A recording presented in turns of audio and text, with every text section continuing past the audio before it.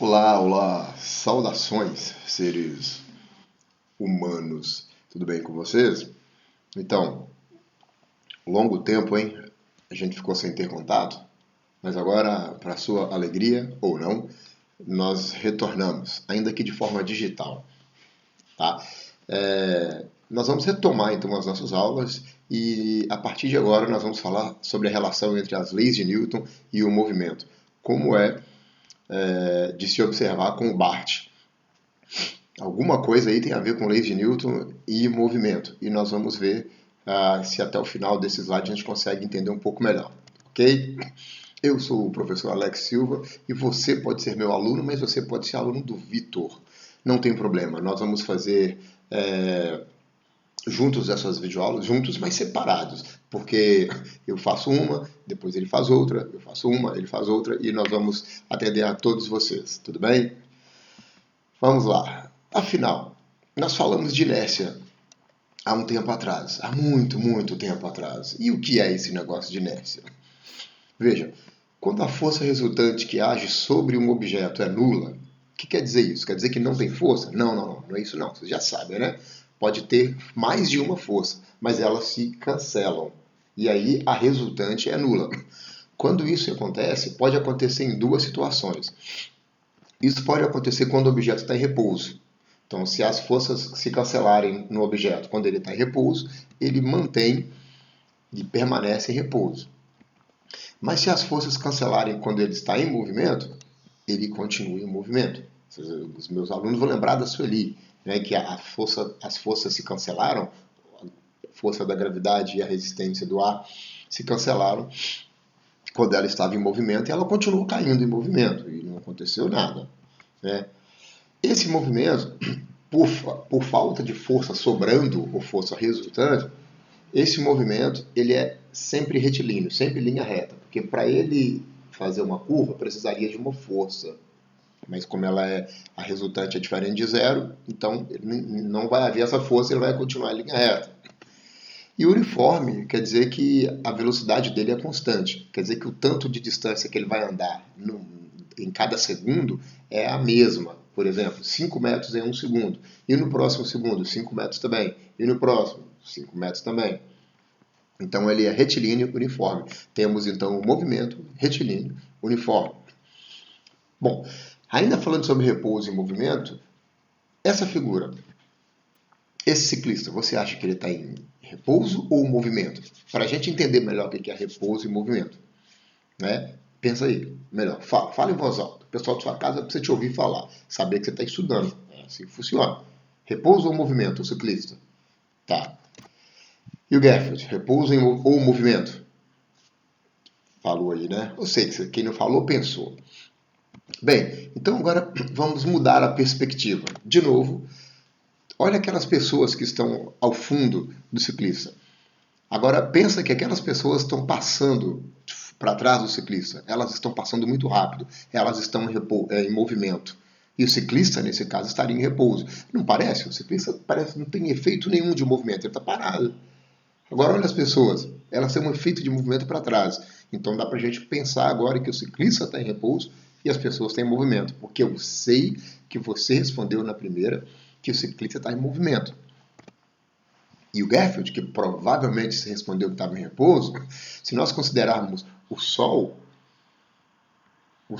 como sendo onde nós vamos observar, é o Garfield que está girando em torno do Sol. Na Idade Média, eles matavam gente por causa dessas coisas, porque falava que o Sol gira em torno das pessoas. Aí parece que nós estamos em repouso e o Sol tem movimento.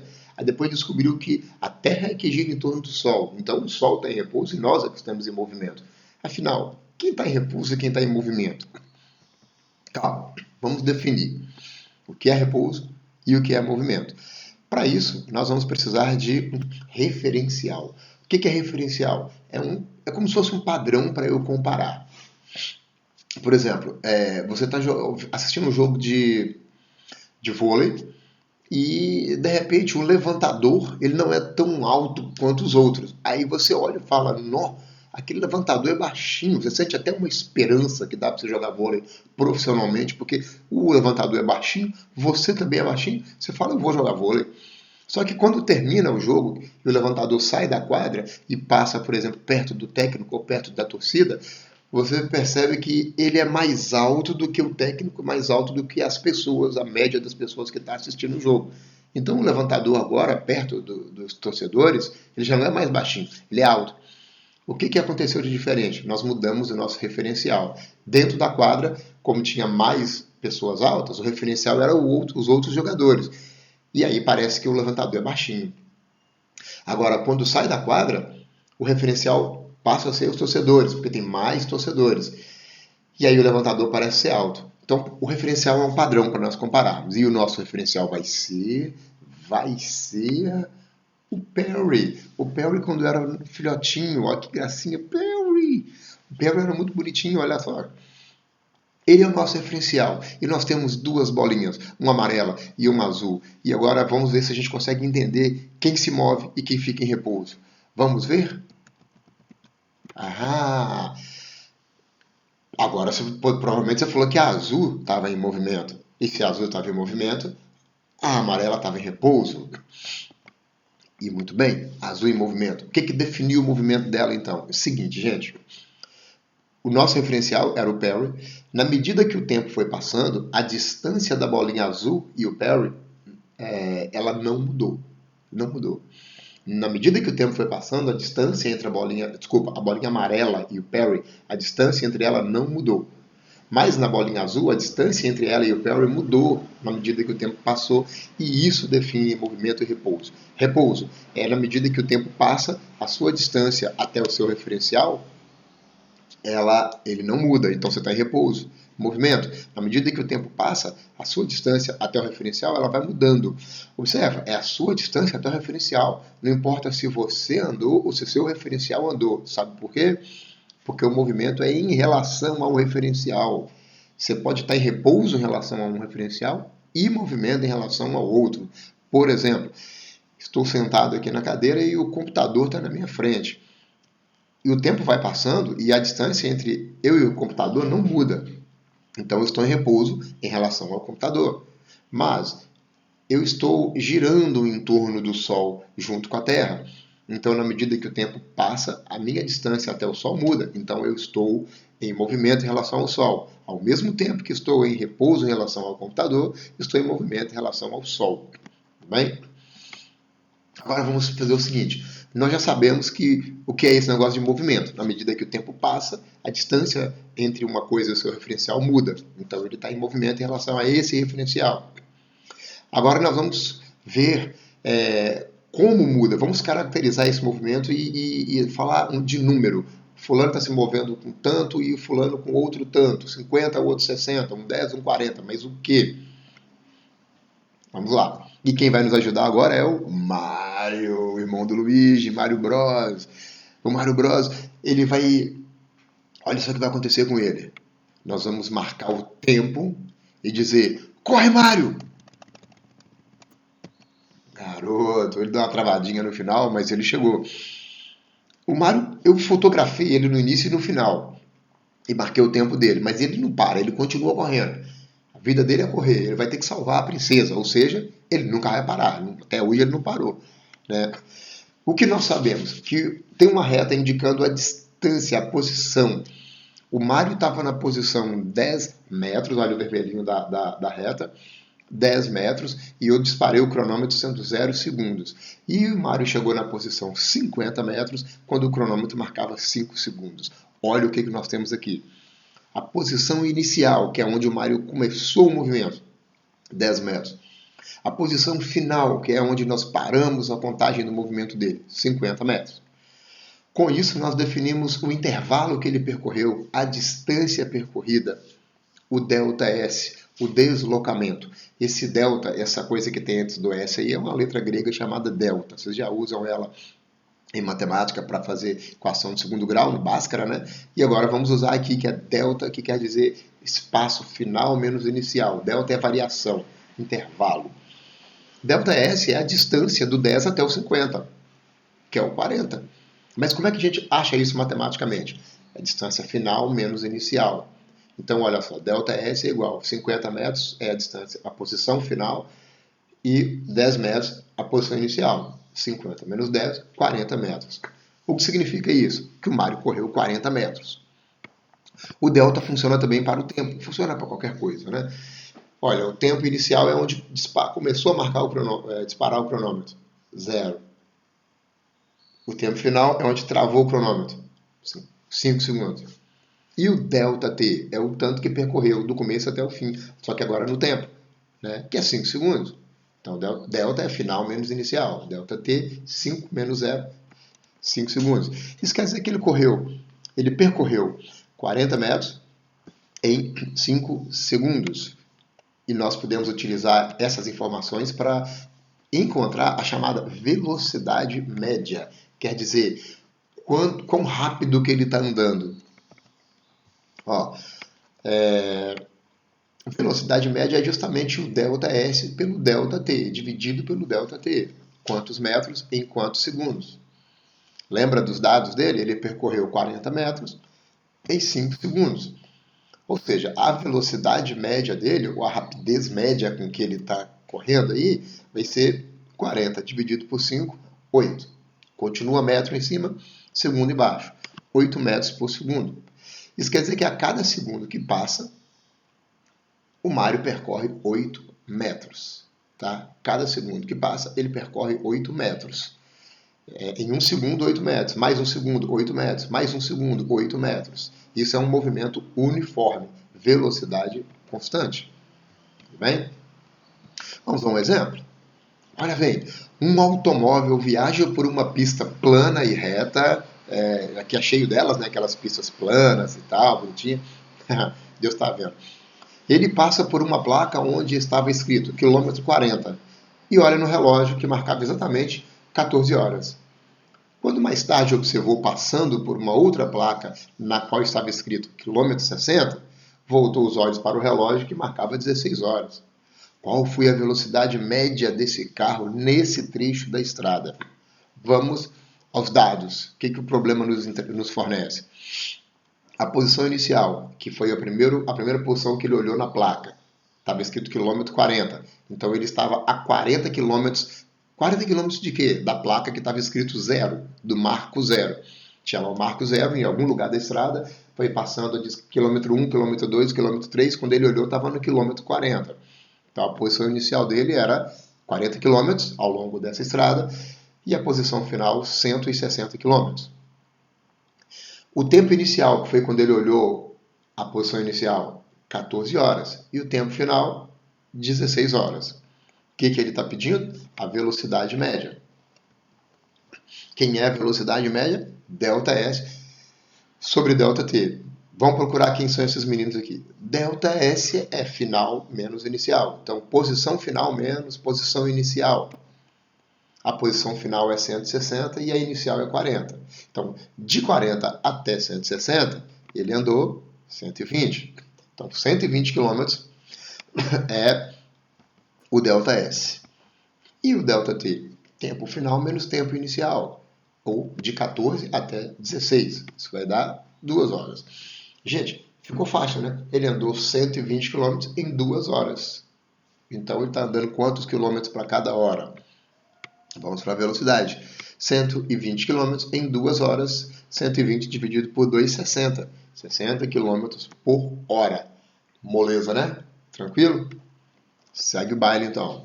Agora a gente consegue, sabe o quê? Sabe o quê? Prever o futuro. Prever o futuro. Nós queremos isso. Quando a gente fala em prever o futuro, não é negócio de tarô, de búzios, é isso não. Calma. Sabe Sonic? O Sonic raposinha do joguinho? Suponha que o Sonic em câmera lenta, com velocidade de 3 metros por segundo, e que alguém marque 4 segundos de tempo para ele correr. Pergunta número 1. Quanto ele correrá nesse tempo de 4 segundos? Ele corre 3 metros a cada segundo. Se ele corre 3 metros a cada segundo, durante 4 segundos ele vai correr quantos metros? Ele vai correr 3 metros 4 vezes, eu já dei um spoiler. Isso é o ΔS. Mas tem uma outra pergunta, que é o seguinte: onde é que ele vai parar ao final desses 4? Se estivesse correndo em cima de uma régua, né, e de régua gigantesca, depois de 4 segundos, que número que ele ia parar? Que posição? É isso que nós vamos descobrir. O S, posição final. Aqui está reta, ela está sendo medida em metros. Aqui tem 10, 13, 16, 19, 22 e assim vai. Observa que está de 3 em 3, porque já que a velocidade dele é 3 metros por segundo, ele anda 3 metros a cada segundo, vamos botar de 3 em 3 para facilitar a nossa vida. E aqui está o Sonic. Vamos ver aqui o Sonic. Fazer o seguinte: de 10 para 13, 3 metros. Ele anda quanto mesmo? 3 metros em 1 segundo. Então, aí está. Ele andou de 10 para 13, 13 para 16, 16 para 19, 19 para 22. Tá bom? Andou 4 segundos. De 10 para 13 ele gastou 1 segundo. 13 para 16 mais 1 segundo. 16 para 19 mais 1 segundo. E 19 para 22 mais 1 segundo. Tá? Eu sei que você respondeu, que você já descobriu a pergunta número 1, quanto que ele andou, porque ele vai andar 3 metros por segundo 4 vezes. Olha a palavra vezes, é uma multiplicação. Então, o ΔS, que é o quanto ele andou, ele vai ser encontrado quando você multiplica a velocidade pelo tempo. Você fez isso provavelmente inconscientemente. Andou 3 metros por segundo 4 vezes. Então, 12 metros. Né? 3 metros em 1 segundo, mais 3, mais 3, mais 3. 12 metros. Agora, para saber aonde que ele parou, eu preciso de 2 informações. Da onde que ele saiu e o quanto ele andou. Ele saiu lá da posição 10 metros e andou mais 12 metros. Então, ele chegou na posição 22 metros. Beleza? A gente vai agora ver como prever isso para qualquer objeto, para qualquer coisa, não só para o Sonic. Então a gente conclui o seguinte: os 22 metros, que foi onde ele parou, eles foram encontrados quando nós pegamos os 10 metros, que foi de onde ele saiu, mais 12 metros, que foi o tanto ele andou. Então essa é a posição final dele, o S. Essa foi a posição inicial dele, o S0. E esse foi o tanto que ele andou, o ΔS, que a gente encontrou fazendo velocidade vezes tempo. Lembra? 3 metros por segundo, 4 vezes. Velocidade vezes tempo. Então, nós podemos dizer que S é igual a S0 mais VT. Essa é a equação que a gente usa, a função que a gente usa para prever o futuro. Que futuro seria esse? Daqui a tanto tempo, onde ele estará? Daqui a 1 minuto, onde ele estará? Daqui a 5 horas, onde ele estará? É uma coisa que ainda não aconteceu, portanto, futuro. Vamos a um exemplo? Um objeto se move a 20 metros por segundo em uma pista reta e plana. Seu movimento começou a ser monitorado quando ele passava pela posição 50 metros, onde ele está ao final de 1 minuto de movimento. Opa, vamos ver o que a gente tem aqui de importante, os dados. Velocidade dele, 20 metros por segundo. A posição inicial, que é onde tudo começou, ele estava em 50 metros. Quanto tempo ele ficou andando? 1 minuto. Mas olha só, a velocidade está metros por segundo. O tempo na velocidade está em segundo. E o tempo foi dado aqui em minuto. Então a gente tem que deixar igual está na velocidade. Distância em metro, tempo em segundo. 1 minuto são o quê? 60 segundos. Então esse é o tempo que nós vamos usar. Está pedindo a posição final. Então vamos utilizar S igual a S0 mais VT. S é igual a S0, 50 metros, V, 20 metros por segundo, T, 60 segundos. Olha que legal, tem segundo em cima e embaixo, multiplicando, né, no 20 e no 60. Então, o que a gente faz? Pode dividir, segundo por segundo, sobra apenas metro. A gente vai somar metro com metro. Fantástico, show de bola. 20 vezes 60 vai dar 1.200. Então, vai ficar 50 metros mais 1.200 metros. Tá? Que vai dar o quê? 1.250 metros. Quer dizer que esse objeto vai parar, ele vai um minuto depois que ele começou a se mover, ele estará passando em um local que é 1.250 metros. Tá? É a posição final dele. Tudo bem? Viu só? Viu só? Hoje nós vimos o que? Dá para aprender física online. E é legal. Isso quem tá falando é o He-Man, não sou eu, gente. Tem que respeitar o He-Man, velho. Respeitar o He-Man. Isso é muito bom. Dá até para ficar legal, divertido com as videoaulazinhas do professor Alex, do professor Vitor. O Vitor vai vir na próxima aí, vai brincar com vocês também. E o que a gente tem para dizer então? Até a próxima, minha gente. Espero que vocês tenham gostado. Quaisquer dúvidas, podem entrar em contato conosco. Escreva aí nos comentários aí da sala de aula virtual, né, a Google Sala de Aula, que a gente vai entrar em contato com vocês. Beleza? Queridos, aquele abraço.